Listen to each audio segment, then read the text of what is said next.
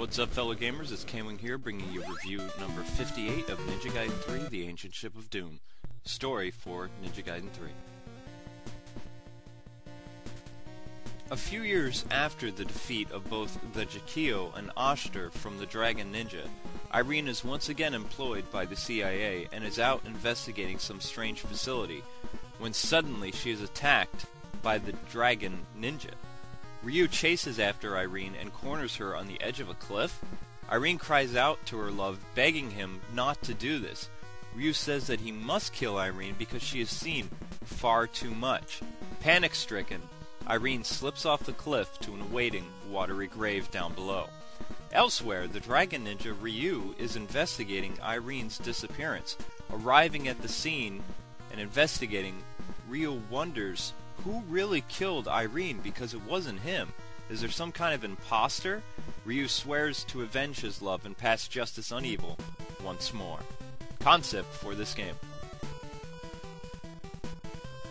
Now, the whole point of Ninja Gaiden 3, The Ancient Ship of Doom, stays true to form of the original Ninja Gaiden, where Ryu sets out once again to avenge a loved one's death. In this case, it's the disappearance of his girlfriend, Irene. So Ryu has to go through many dangerous locations, fight all kinds of crazy monsters, much like he did in the first two games, and along the way he'll have to fight bosses that he's pretty much already killed from previous Ninja Gaiden games. I don't know if the developers were just lazy or the bosses somehow magically come back. Anyway, eventually Ryu comes face to face with Clancy, who tells Ryu that he's a friend of Irene's and that Ryu's to seek out somebody from Ninja Gaiden 1. Along the way, Ryu finally bumps into the doppelganger responsible for killing Irene, and the doppelganger defeats Ryu. The doppelganger reveals his true form, and just in the nick of time, Irene arrives and rescues Ryu. Can Ryu and Irene save the Earth from the ancient ship of doom? Play the game to find out. Controls for this game. You still control the Dragon Ninja by the command cross or the gamepad. Jumping is still done with the A button, and of course your B button is the Dragon Sword. But there's a brand new addition to the series. One new addition would of course be the ability to hang on to lead pipes and vines by jumping and of course pressing up. Another new addition to the series is the actual lanterns are now see-through, whereas in the first Ninja Gaiden games they were not, so you could not see what items were hidden in there. Now you can. Another brand new item or feature to the series is the Dragon Sword extension, which is a brilliant new feature because it makes the sword even more powerful, which is one of the things I really enjoyed about the gameplay mechanics for Ninja Gaiden 3. Now don't get me wrong, this game is still insanely hard, but the Dragon Sword just makes it much better. Ryu can also still climb up any surface, just like in Ninja Gaiden 2, which is a godsend, believe me. Alright, time for the design of this game. Now, in my opinion, the Ancient Ship of Doom has some of the nicest design and textures of any NES game of the 90s era. There was so much thought and work put into Ninja Gaiden 3, the way the visuals were, and it is just a very impressive game, and it's part of the strengths of the franchise, actually, because each Ninja Gaiden game is better than the last one, with the exception to maybe the final game, which we'll get into the nitty-gritty of that a little later on. But I do have to say I am wickedly impressed of how this game was designed and how it was developed. There is a lot of great detail in this game that's absolutely impressive.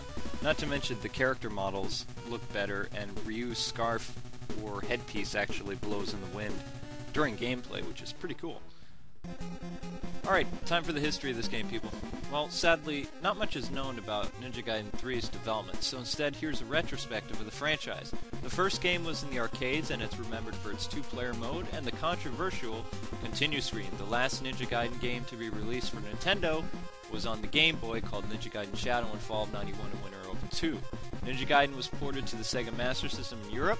Ryu joined DOA in the late 90s and saw a rebirth in a new Ninja Gaiden series in 2004 to present. But the best Ninja Gaiden game in the new series is the game Ninja Gaiden Dragon Sword for the Nintendo DS. I cannot take this game out of my DS. It is so good.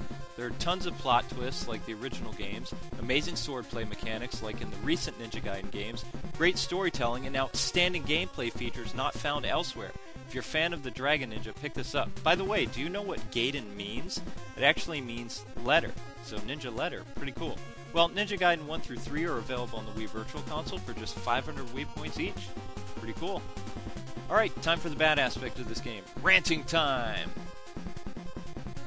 US censorship continues, except this time not only was all the blood removed for US release, but the difficulty was increased! Can you believe that? They made this game harder than it was in Japan and Europe. But on top of that, they removed the password system, and they restricted your lives to, like, very little, making this game one of the hardest games right up there with Contra! The story, unlike the first two games, is confusing and doesn't make much sense at all. It's like Ryu meets the evil mutant creatures who are more like giant, maniacal smurfs, if you ask me. Time for the good aspect of this game. Aside from the difficulty of this game, the early levels are a lot of fun to play, and the detail and the graphics are great and very pleasing to the eye.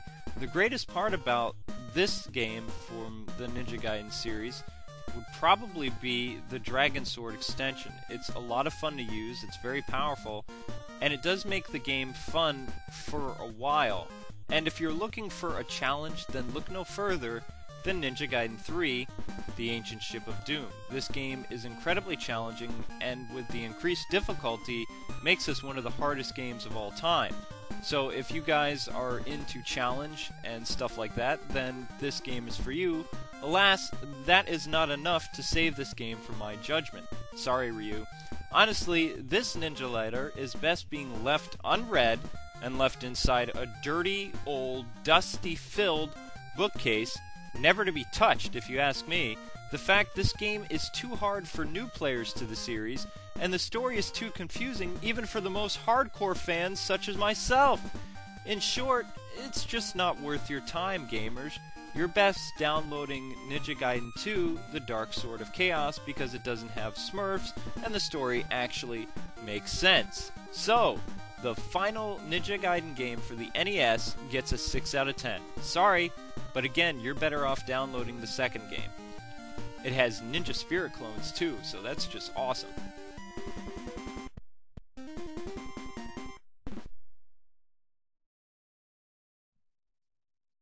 Anyway, the next review will be Sonic Adventure 2 Battle for the Nintendo GameCube, which was originally for the Sega Dreamcast, and was the final Sega Sonic game to be released for the Dreamcast.